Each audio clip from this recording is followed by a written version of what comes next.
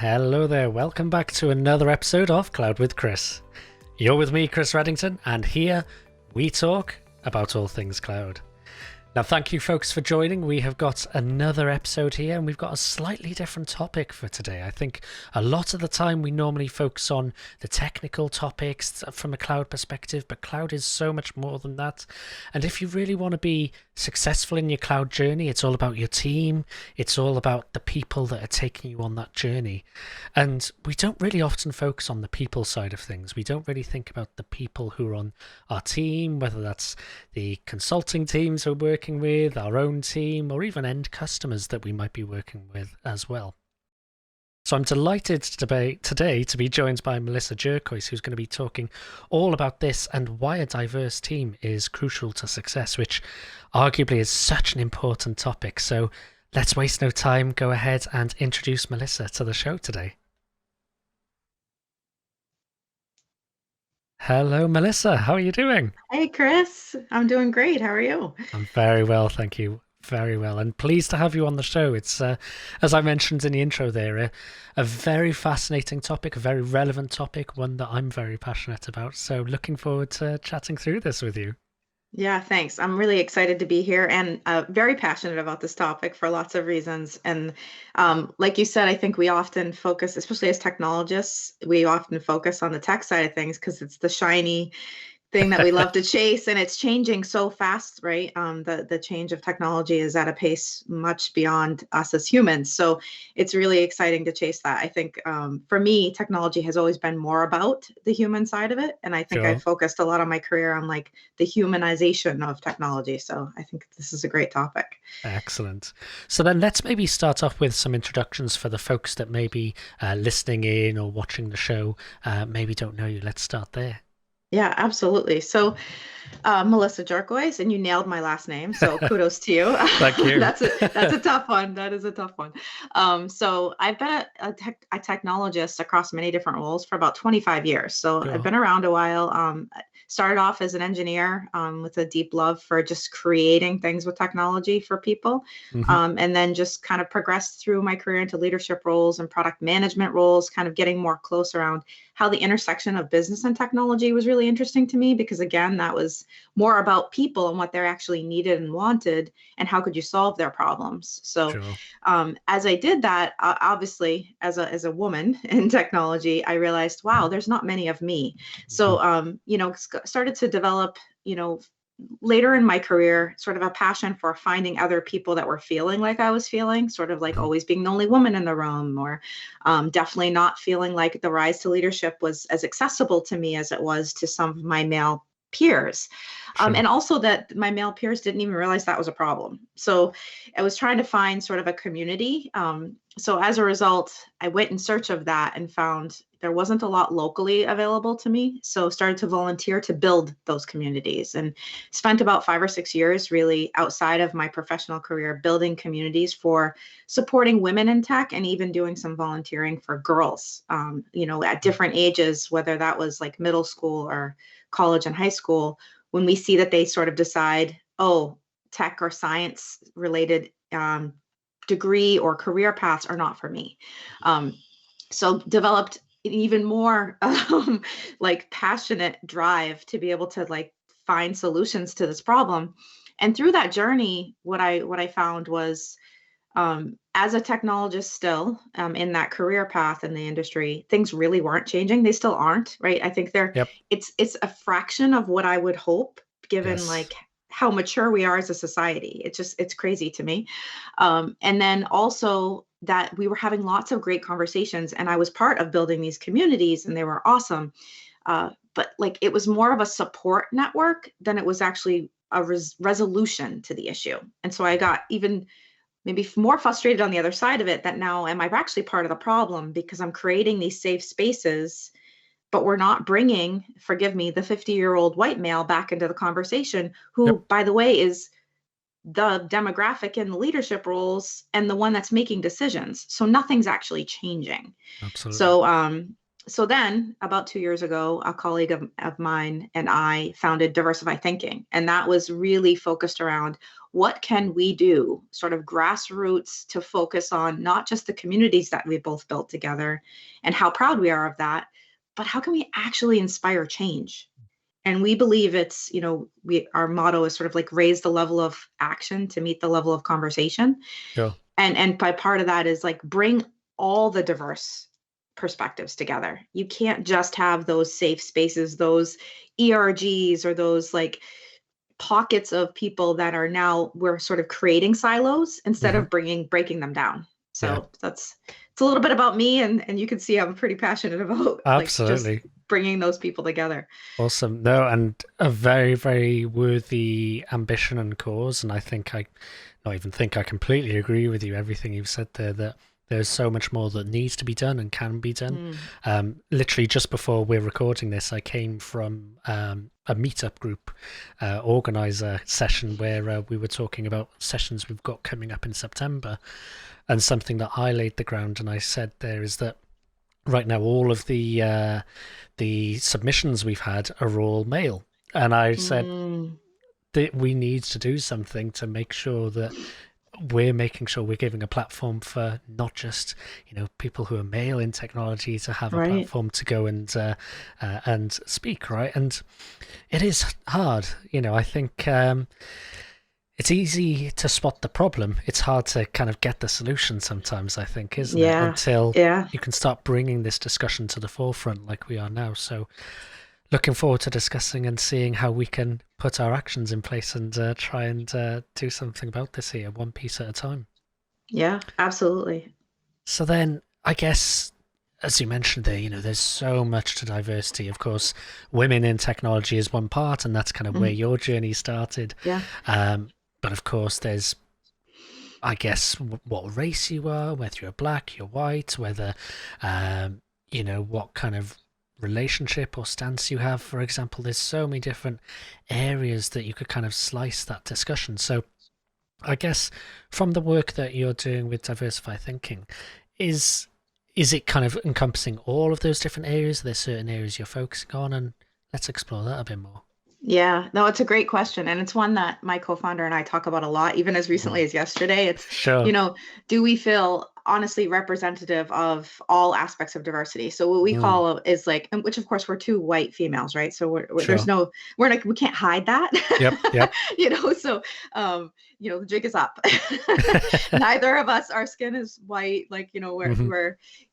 obviously that comes with an amount of privilege. We on 100% own that. Sure. But that doesn't mean that we're not passionate about all the different, what we call dimensions of diversity. And, Yep. we explored that actually quite a bit over the course of the pandemic in the last year. And we held some events to talk about like what we perceive to be the different dimensions of diversity. Mm, Things like the neurodiverse, right? So I have two yes. nieces that are both autistic at different levels in the spectrum, but that doesn't mean that they're quote disabled or unable to add value to our overall society or professionally or through creativity. In fact, I think they're very brilliant actually, and their brains just work differently. So it's like thinking about all those different dimensions of diversity, not even around, I mean, we always de facto go to race and gender. That's just Yes. like Yep. it's the tried and true, like it's so easy, right? You're white, you're black, you're male, or you're female. And when I give this talk around different conferences and different events, what my step one is, I always say define diversity in your context, Sure. because there are so many dimensions, right? And it's not even just about race and gender. It could also be about your own skill set, Hmm. your personality, right? Take a Myers-Briggs. Everyone's Yep. very different, right? So I think define diversity in your context and recognize that there are so many dimensions that it is super overwhelming. It's like, Mm, oh, where do I even start? And so I say start by writing it down. Like what's mm, important to you in your context, in your team, your team of teams, your organization, like wherever you sit, and really nail that and be like, this is what's important to us. We see a lot of initiatives out there like we're going to be 50-50 gender diverse by 2025, right? yep. I applaud that. I think that's amazing, right? Like that's great to have those goals. And in that case, then you're saying the most important dimension of diversity for you is Yes. gender. Yes. And again, like clearly as a woman in tech, I see the need for that. So I think it's important, but really like be crystal clear that that's what you're shooting for, and don't just be like, oh, diversity, we want it. Like there's lots Yep. of benefits, right? Like I think you just have to be clear, because other, like anything else, it's, you have to build a roadmap and a plan to get there. So what is your goal? Is it 50-50 gender diverse by 2025? Okay, cool. Define that gender diversity is the most important dimension you're going to focus on. And maybe that's your path for the next 4 years. And then beyond that, you're going to focus around race or Yep. background or those types of things. That's totally fine. Like anything else, it should be part of your business strategy, right? I think Absolutely. it's the core to your, and part of that is there is data out there that's showing people it is business strategy. This isn't just like moral goodness or like social goodness or like just, not being discriminatory. This is Yep. like, this has a bottom line impact. Like these teams, we talk a lot, startups. I work at a startup right now, Adaptation in New Hampshire. And we do an amazing job, like focused around diversity, because we put it as a priority as a very small team on day one. So, from a diversified thinking perspective, we're like, okay, how can we help teams of any size, but specifically like startups, start to think about that on day one? Because once you get bigger, it's a lot harder, right? Like it's much more difficult as your team grows to understand and incorporate diverse and inclusive behaviors and hiring practices and all those things.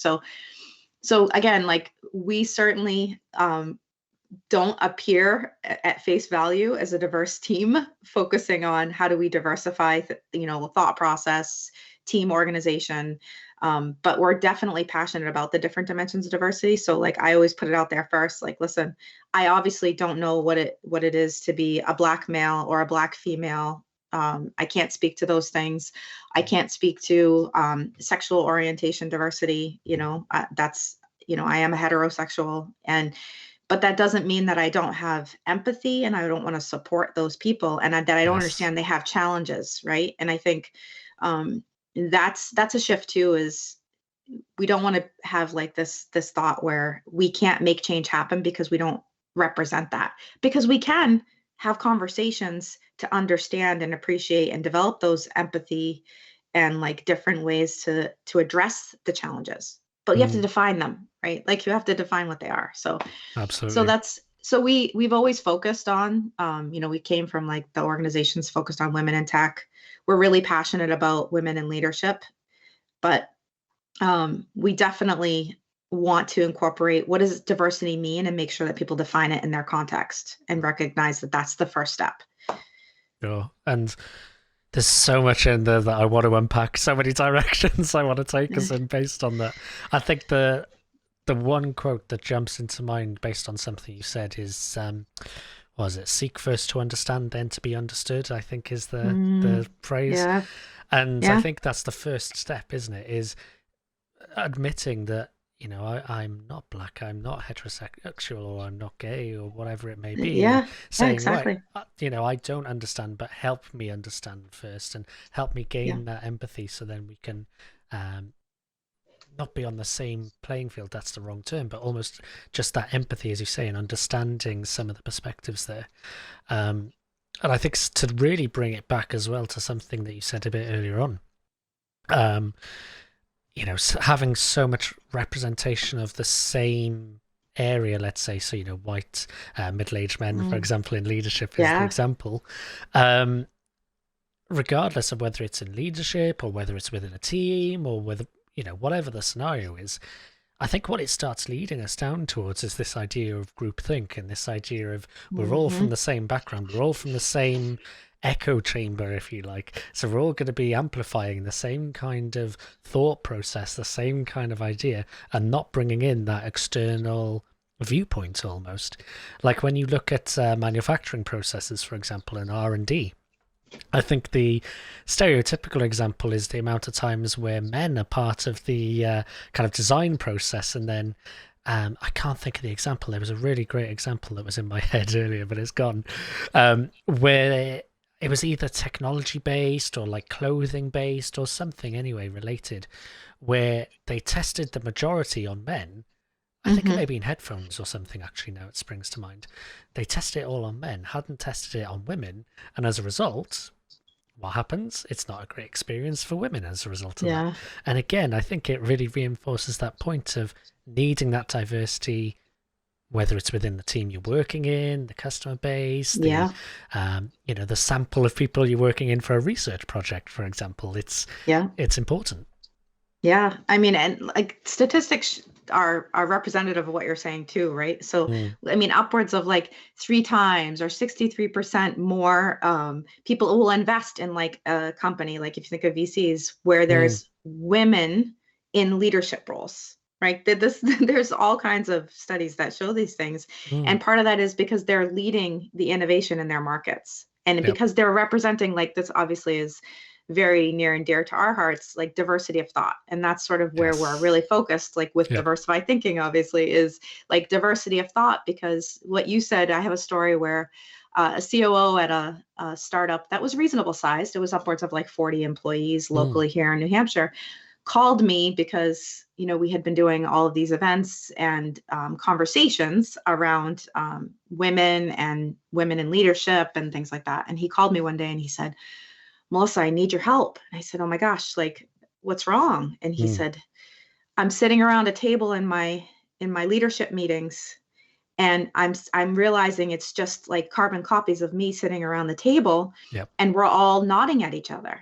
And he goes, I looked around and I said, "Oh my gosh, there's nothing creative happening in this room because we're all agreeing with each other." And so that's kind of what you were just saying. It's that like homogeneous group of people that are just group think, right? Because like I resist the phrase like-minded. Like when I see it, I actually find resistance, right? I like see it in, when people start something like, "Oh, we're a group of like-minded individuals," or "We're looking for people that are like-minded." And I was like, well, that's boring, right? I think nothing truly innovative is going to come from that, because there's a lot more innovation that comes from that challenge, that diversity of thought. And it's funny because it is overwhelming. There's so much to think about with diversity, and like, where do I start?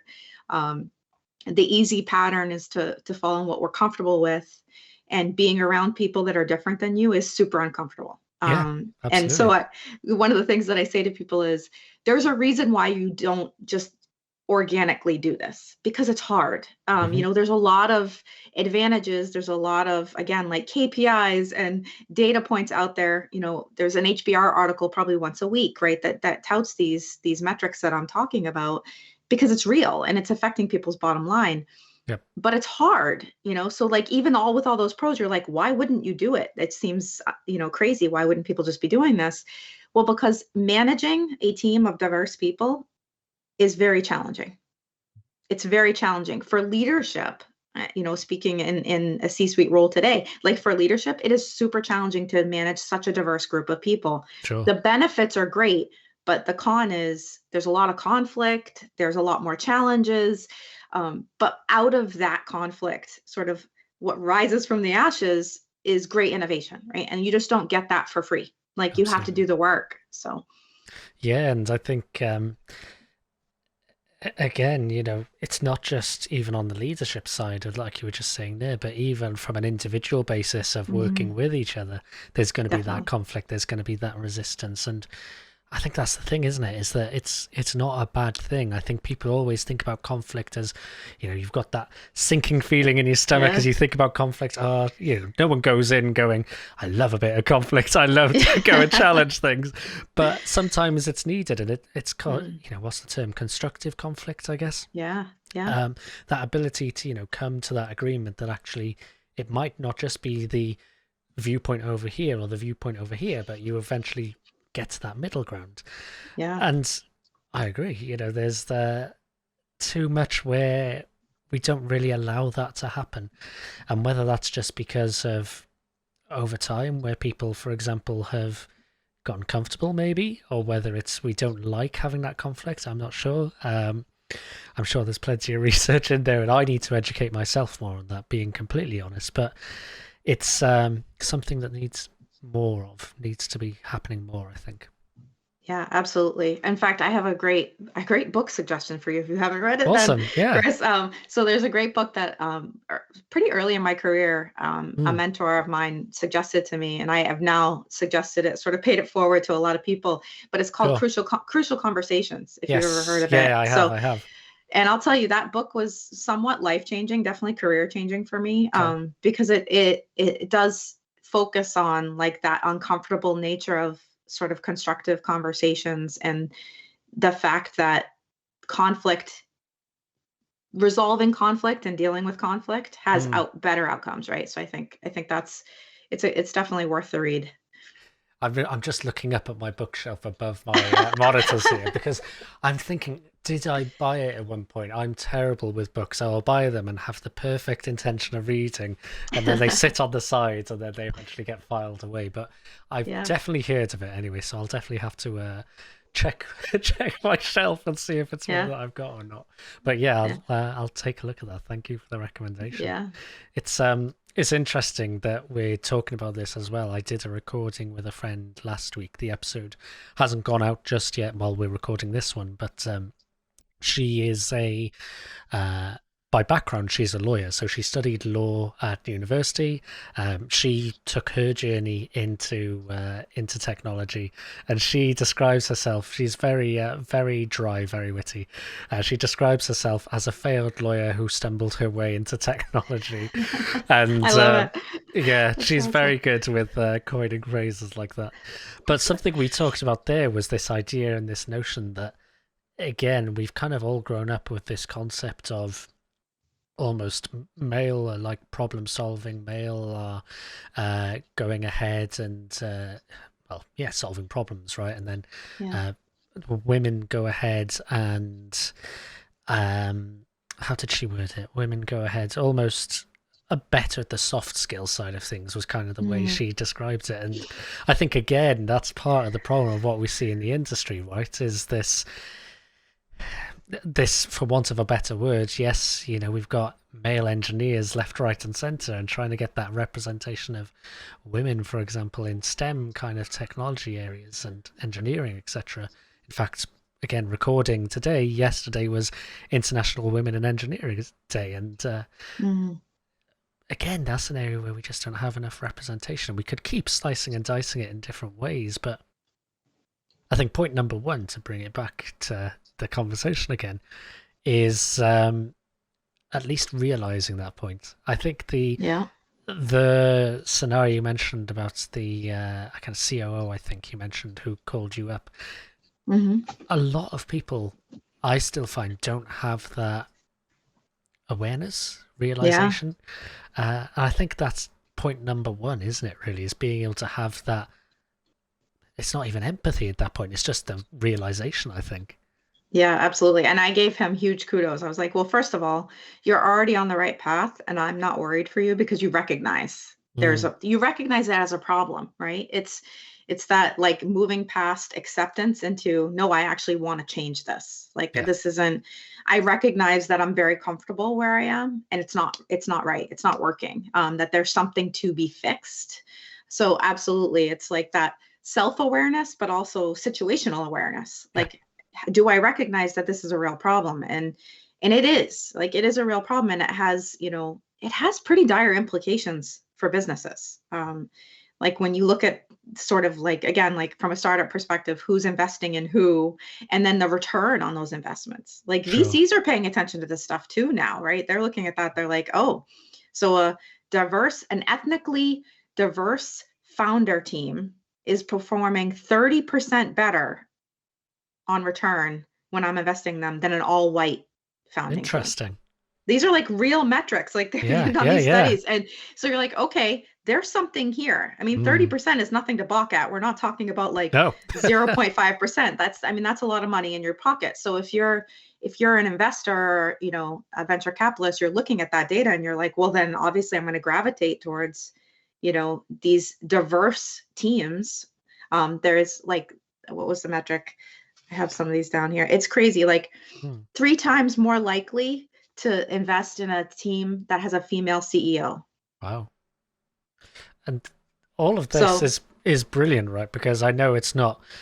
I think sometimes in the corporate world we have metrics for the sake of metrics, and then Hmm. sometimes you forget why the metrics are there, and it drives the wrong behavior.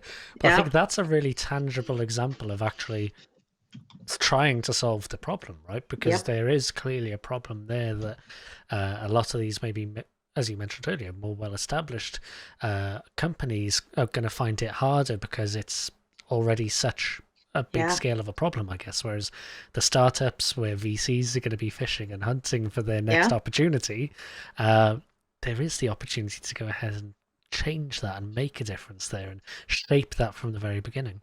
Yeah, exactly. Exactly. And uh, I I call this like let diversity, whatever your definition is in your context, like be your superpower, right? So Yep. if you're a startup, diversity is really powerful for you because you can attract those investments. So if you're going to, do your pitches for your seed funding or your Series A round or wherever you are in your stage of growth, diversity could be your superpower, based on data that I'm seeing, that we see now. So, and we see this a lot where companies get confused at different stages of growth too. Like you mentioned, well-established companies, like it's too late.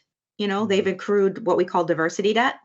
So over time, they've accrued this diversity debt. So we think of that. I love the parallel with technical debt, right? Because we know this as technologists, like technical debt is that like Mm. lead vest that you wear around as an engineer. And you're like, I know it's there, but we had to do it that way because we had a timeline to meet and, Yeah. whatever that situation is. But we all have been there, right? Mm. Absolutely. I've been there many, many times in my career, and you make those sacrifices and you're like, someday we're going to go back and fix that. Yeah, okay.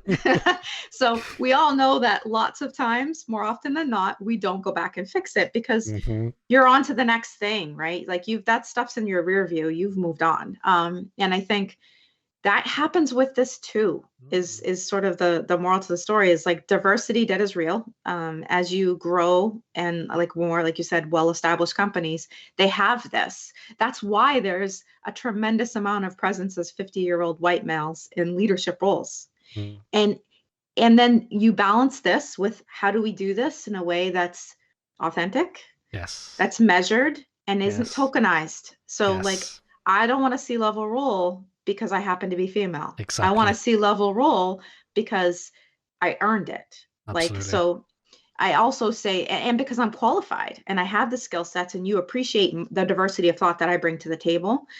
So that's a fine line too. And I think it scares people enough, Mhm. especially smaller companies, to just be like, I'm just not even going to go there, Yep. because I'm afraid I'm going to use the wrong language, or I'm not going to Hmm. do this right. I'm going to bring people in that are not qualified because I'm checking boxes. And don't be Yes. a box. I always say, people, don't be a box checker. Yeah. Like, make sure that you're being authentic to what you're trying to achieve. And if you're trying to achieve better business results, don't go get yourself a female CEO For the sake of and it. for Yep. the sake of getting a female CEO, Mm. right? Like, do it because you believe that you understand the benefits of that. You're trying to focus on that as a goal, but make sure it's the right CEO for your business, Yep. not just like, if you just say, I'm going to need a female CEO. It's just a figurehead at that point, Yeah, right? Yep. exactly, Yep. exactly. So and it's been a rough year for when I say female CEO, it's been a really rough year for women in leadership roles. Like, Mm.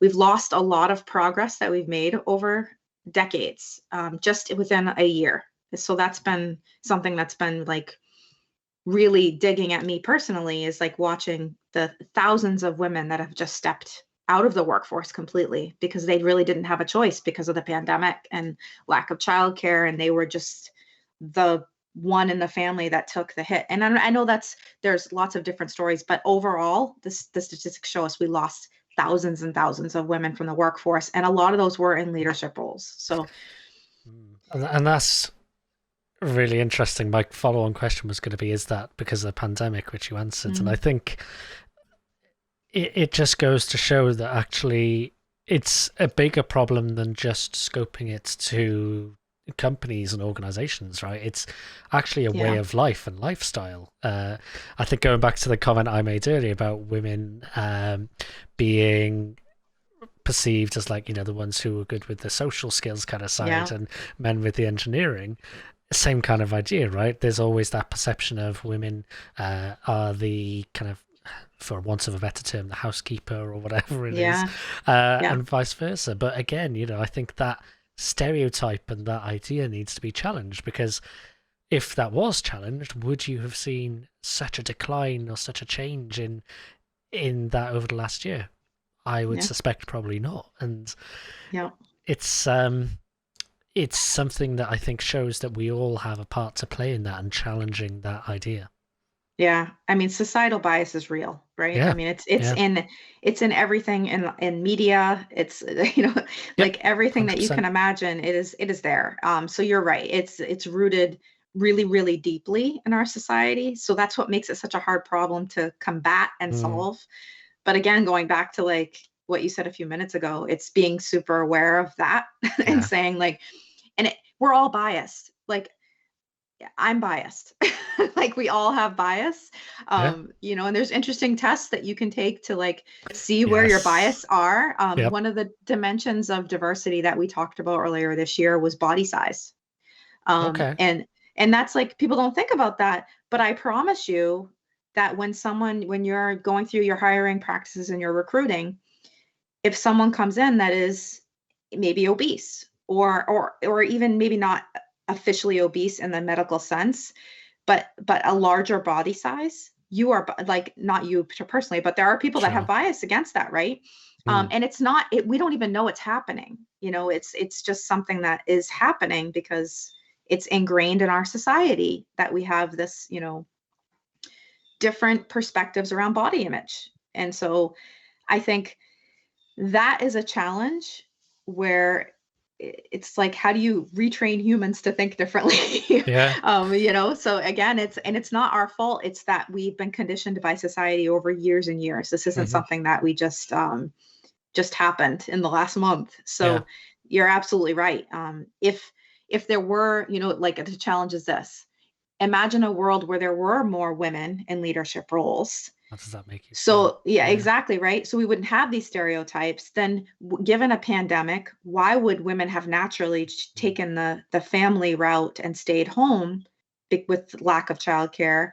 I don't know that that would have happened because we yeah. would have been like, well, no, that they can't do that because they're running half of our companies in the world, right? Like, Right. so yeah, I think it's funny because I see these like it was last year, at the end of last year, or the end of 2019, perhaps. It was that long ago. It was like the top 100 innovators. I think Forbes put out this thing, the top 100 innovators, and 99 were men. And then recently, Glassdoor put out a results. It was like the top 10 rated CEOs across like all different size companies on Glassdoor. Sure. And there were, I'm not, was it 10? Might have been 50 actually. Sorry. But there was only like three or four women. And And so like those things, I'm like, it's mind-boggling. this is it, where the media is almost reinforcing that Exactly. stereotype that's there, and you get in that cycle. Yeah. Um, there was a point I was going to make, and it's completely. Oh, that was it. There we go. There was a really good point actually that I just really want to pull out and maybe give as an exercise for anyone listening in and or watching here. That point where you mentioned, imagine a world where there are 50% women going ahead and leading companies, for Yeah. example, but apply that scenario to whether it's body size or whether it's to do Mm, with gender, ethnicity, whatever it may be. Apply that scenario and just for anyone listening in, think about what your gut reaction is to that. And if your gut reaction is a little bit uncomfortable, you should probably explore that a bit more, because mm. that's where you start getting into this world of uncovering that unconscious bias, I think, and being able to understand, oh, is there something that actually I didn't quite realize was there about the way I think and interpret things that I maybe need to go and look at? Yeah, I love that. I think like we all have it too, right? Even if Yep. we're like, no, I don't discriminate. I'm not prejudiced. I don't like it's like just you have to kind of like allow it and Yep. and be accept it. Like we just have it and it's not again, it's not our fault. It doesn't make you a bad person. It's society around us. And we've been conditioned over many, many years. Yeah. So it's I have three children and it's one of the things that, I think as a parent, you instill in your kids, right? Is like you try to combat this societal bias, but Sure. it's an uphill battle. I mean, it's everywhere. It's really everywhere. So, Yeah. and sometimes I think we may swing too far to the other side of the pendulum too, where it's Yep. like, I don't know if kids are ready for that level of conversation around diversity. Can we just say, Yeah. let's treat everybody the same and like treat everybody, like don't, it's like recognize people's differences, but don't be afraid of them. Hmm. Don't be judgmental about them, like embrace them, celebrate them. And I think, Yes.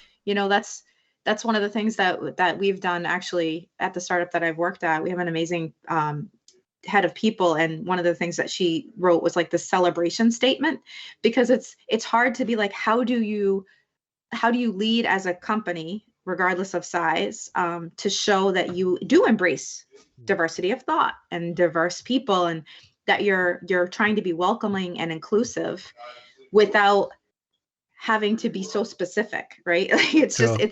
it's sort of this mental gymnastics of Yep. sorts that I feel like we're all going through. So she wrote this amazing celebration statement, and I just love it. And it's basically like around, we just embrace the differences, like, and we understand that that's collectively what makes us an amazing group of people. And without having to call out, you know the equal opportunity statement, right? Like trying to Yep. be so like the legalities of it all, or and trying not to be discriminative. It's just like we celebrate people, Yes. like, and so I always say, like, imagine if society was that simple and we Yeah. just celebrated the fact that people are different from us, instead of being fearful of it, or judgmental of it, or even confused by it, right? Like to kind of like release yourself from those things. Yeah. But yeah, I totally Absolutely. agree. It's Absolutely. And the society bias piece that you mentioned as well, societal bias, is 100% there. Of course, it was Juneteenth earlier on in the exactly, week where yeah. we were. This week we're recording. We're recording 24th. It'll go out a bit later, so just in case anyone's wondering there. Um, and it's not such a big, it's not the holiday that it is in the United States, like it is in the UK or elsewhere in the world. I think it's certainly getting a lot more awareness and traction Yeah, because of obviously some of the recent events going on in the world as well. sure. But for me, I did a lot of reading around it over the last week, because obviously I want to educate myself, Yeah, and it blew my mind to think that really we're only talking about over 150 years, let's say, that slavery was still I around. know. And it's things like that when you put it into perspective, it's like actually you can kind of see where the influences of some of this bias and some of this discrimination have come from. Not trying to say that as a defending point at all, but you can start Yeah, mapping back where that comes from and why we need to do such a better job at challenging ourselves on that. yeah. And I applaud you, Chris, because I think what you just said, to just kind of like chime in on that, is like the education piece is huge. Yep. So it's not, don't be, don't release yourself from the overwhelm, Mhm. and instead just educate yourself. Like, again, own it. Be like, yes, I'm a white female. I don't know what it feels like to be a black female, male, etc., or to, Mm. be this other representation of diversity, but I can certainly educate myself. Yep. Which doesn't mean that, oh, now all of a sudden I get it, right? Yeah. It just means at least I can understand, like you were saying, like understand and be understood. Like those are like, it's so important. I think some people get so afraid of it, they don't even want to educate themselves. Yes. And then they're afraid they're going to use the wrong words, and we've all done it. I Yeah. admit, Yep. yeah, you just same time, the lack of conversation causes lack of action, so it's this spiraling effect, and I think we have to get past it. And I believe education is definitely a huge step in that direction. And also, again, like the diversification of the people around you, like, Yeah. and exposing yourself both from an educational perspective, but really like engaging in those conversations that are difficult, that you really do experience diversity of thought. And we've done this, like, we did a pilot, and then we ran it again through diversified thinking. We did like mentoring programs, and Mm. we matched people based on differences. We did it at the collegiate Interesting. level with industry professionals. And most mentoring programs will match people by, again, like the likeness, like, oh, Mm. you all tick these boxes down the row. There's technology solutions that do this. What I could not find was a technology solution that would do this the way that we wanted to, which was there are things that should match in order to make sure that there's going to be like relatable value at the end of this relationship. But there are things that shouldn't, to make sure we inspire true diversity of thought and expand their mindsets beyond what they would have been otherwise. Because the the white female in technology as an industry professional mentoring a black male as a mechanical engineer is going to result in some pretty awesome dialogue challenges. And we saw this firsthand, and we had mentors that came back. So I was like, well, there's the testament right there. It was a good experience for the mentors because they learned from their mentees. So there was this reverse mentoring thing happening as Sure. well. Um, and so in that particular scenario, the female mentor said, like, I certainly did not know what it felt like to be a black male student underrepresented in an engineering degree, or even had a mechanical engineer, because I was in a tech, from a computer science perspective. So there were so many differences and goodness there, that I think, like, exposing people to those situations, and we were able to do it because they were students and they were excited about matching with industry professionals. But it's those types of like action oriented initiatives that we really want to inspire. And I think that's one of the things that we want to look at, is like there are results on the other side of that are Yeah. very different than sitting around a table with your friends that you're super comfortable with, and you can have open conversations. What if you could have those open conversations with somebody that had a really different perspective from you? um, I think we'd be in a different world if we were just open to that. Absolutely. And a bit of a side or a different angle to go in here, but something I've mentioned on the channel previously, something I'm really passionate about talking, is mental health. And it's kind of a Yes. similar idea there, that it's a stigma, it's an area that people Mm. aren't comfortable talking about. I've had my own mental health challenges in the past. And because I have this kind of platform, this channel where I can go ahead and speak to many people who listen, who watch, Yeah. for some reason, I don't know why, they keep coming back and listening. But I feel it's almost a responsibility that I have to raise awareness of things like that, to raise awareness of points like diversity and inclusion, and bring that to the point of, front and center of people's minds. And I think that would be really the call to action, I guess, for anyone listening Yeah. in, wouldn't it? Is anyone, regardless whether you don't need to have a YouTube channel or a podcast or anything like that. You have friends, you have communities, you have circles, you have people you speak with. Don't be afraid to have these discussions, I think. Yeah, absolutely. Absolutely. And ask for help, right? Like, Mm, I was interviewed recently and they said, what was the best advice that you have ever got, like, in your career? And I was like, and it's the hardest for me to take, quite frankly, but like, ask for help, but don't assume yes. that people know you need it. Right. So Hmm. I think sometimes we like to, it's easy to be a victim. It is Yep. super easy to be a victim and feel like well, people just aren't helping me, but you have to like be very explicit with what you need. And I love what you just said about mental health. I'm very passionate about that as well. And as someone that acquired a therapist for the first time in all of my life, I would say, oh my God, everyone should have a therapist. Yep. Like, Yep. I really believe in that. So it's so important, and it honestly is also a dimension of diversity, and it's something that we've talked about in the past. Like, it kind of feeds into the neurodiverse, Mm, is things like anxiety disorders. Like, yep. those Yep. people with anxiety disorders, they function differently in a professional context. Yep. And if you don't have awareness around that, and you're not creating an inclusive environment where they can talk about those challenges, then you may be putting them in really stressful situations unintentionally, right? It's not Yes. because you're trying to stress them out, but like, there's a lot of factors around what affects people and how their brains work a little bit differently. And Hmm. that, again, I don't look at it as a disability. I look at it as yet a challenge that we can all work together to solve, right? And I think, Absolutely.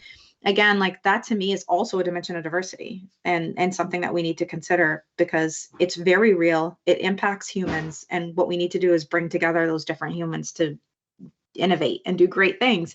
And that doesn't mean they don't have great things to offer, right? Hmm. It's just we need to recognize, much like, you know, women and men with autism, like the amazing things they can bring to the table that I feel like we've barely scratched the surface because we're so scared about how to support them in these different contexts that we're not factoring it in, right? And again, like, because it's super easy to just say, oh, diversity, that's gender and race. Yes. Oh, and then we haven't even talked about age. Yep. Yep. Like Indeed. ageism is a real thing too, right? There's a reason why people are like, oh, I'm in my 50s, I can't change careers now. Why And the can't you change careers? and the flip side, I remember so clearly when I started my career in technology, I had that imposter syndrome because I'd be Mm, working with external customers, organizations, and thinking I'm, the 20 however year old coming along and telling this organization how they should go and do things. Why should they listen to me? And it works both ways because there's, again, that perception of why is this person telling me all yeah. about this when I've been in the industry this long? And absolutely, it's another angle for sure. Yeah. And I love that you mentioned customers a couple times too, because one thing that we don't realize and think about is who we are and how like diverse our team is. Yep. It's what attracts our customers. So Mm, as a company, whether that's B2B or B2C, that doesn't matter. It's what you look like is what you're going to attract. So what does that mean? Okay, if you're an all white team, all white male team, even, let's just say that, right? Um, there's a whole market you're missing out on. yes. Yeah. Because I, as a female, regardless of my skin color, probably are not going to be attracted to you as a company. Hmm. For a lot, that could be when I'm looking for jobs, right? I'm like, probably, Yep. maybe I don't want to work for an all white male founding team, like there's those aspects, but also when I'm buying products Mm, or contracting for services or any of those things, like as a consumer, as a customer, I think even more now than ever, that's really important to me. Like who is behind the thing that I'm buying? Who is behind the service that I'm getting? And I think that's going to impact success of companies quite a bit too. And we see that a lot with people that we talk to. They're like, yeah, we're not having success in this market. And so we're like, well, let's talk about your team. yep. Like people don't relate to you because you're five white guys. Like, so Sure. I'm not surprised that you're not having success with, the market of females. Yeah. Because like you said with the headphones, you haven't done the right work to make sure that you're addressing all those perspectives and the dimensions of diversity. So your customers, they feel that. They see it in your marketing, they see it in any messaging, they see it in the products that you're putting out there, whatever those may be. So it definitely has an impact. For sure. For sure. I could keep talking and I talking and talking about this topic. I'm conscious we've been going for about 15 minutes here and should probably start wrapping us up. So, but like I said, I could probably talk another hour or more on this. I love it as a topic. Um, I guess for anyone who's kind of been listening in, watching here, and just maybe this is resonating with them. Maybe they're thinking, okay, I want to do something about this. This has kind of inspired me and got me thinking. What would you say maybe are some of the first things they consider? I know we've touched upon some of them as we've been through, but let's really pull them out for people. Yeah, I would say definitely define diversity in your context. Like that's got to be the first step. Like I want to do something. Well, what is the something? Like what is the thing? And again, don't kind of create this circular like loop of I can't define it. It's too confusing. It's too diversity is too diverse. I don't know where to start. So like just you have to start somewhere, right? It's just like anything else. You start small, you can always add. But you've got to figure out like what's the thing you're going to focus on right now, and then start to build those concrete steps. When we see success when we're working with teams, on diversified thinking, where we start with the one thing that they feel like is the biggest gap. So identify those gaps and align your definition of diversity to close those gaps. And then now you can build a plan, and it needs to be a plan. Like it can't be well, wouldn't it be nice, and that could be even in your personal context, when you're talking about, well, maybe you're not part of a team, or maybe you're not starting a company. It could even be as simple as, I want to make sure that my own personal network is diverse. That's really important too, for lots of also beneficial reasons we don't have time to talk about. But but and be discreet about it. But again, don't tokenize it. Don't be a box checker. So be like, look around you, and it could be a topic that you're interested in, like cloud technologies. Well, who in that space does not look like you? Yeah. Like, go in search of these people because you have something that you can relate to them on, but be like discreet about looking for the people that don't look like you. Like, sort of resist the like-minded professional quote, like resist that, like really look at that and say, that's not me. That's boring. I want more. I want diversity of thought. And then of course, always reach out to people for help, ask for help. So once you start to set that foundation and you start there, feel free to ask for help from other people that are doing it. Look for people that are doing this well and ask, how are they doing? Who are they working with? Are they getting advice from someone? I mean, obviously reach out to me and we can have a conversation Absolutely. about it. But I would say that's the foundational part, is it's the self-awareness and the definition to get started. And I don't even think I'd riddle off a bunch of other steps for you, because that's where we get overwhelmed.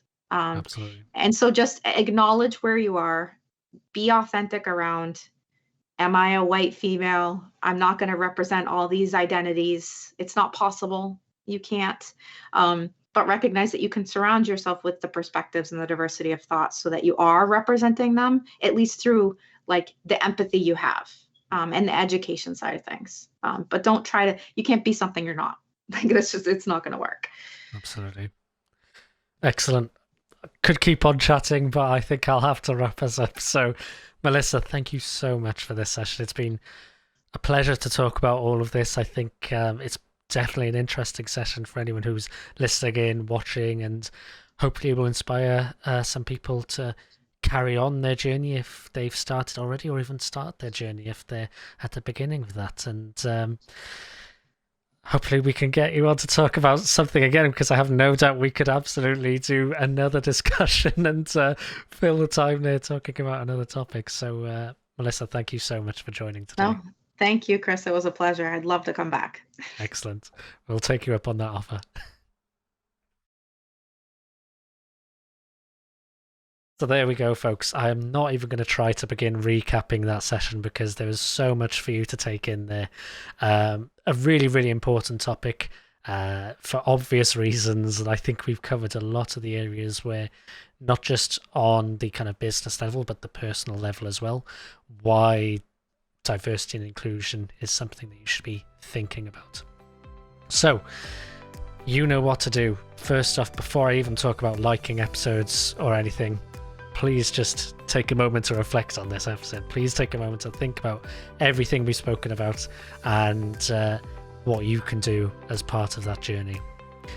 So with that, please do go ahead. If you've liked this topic, like the episode, hit the subscribe button and hit the notification bell so you know as soon as there's new content, and spread the word, because I think, again, this topic is so important. Please do go ahead, let other people know about this so you can raise awareness about it as well. So there we go, folks. Thank you for watching. Stay safe, stay healthy, and until the next episode, bye for now.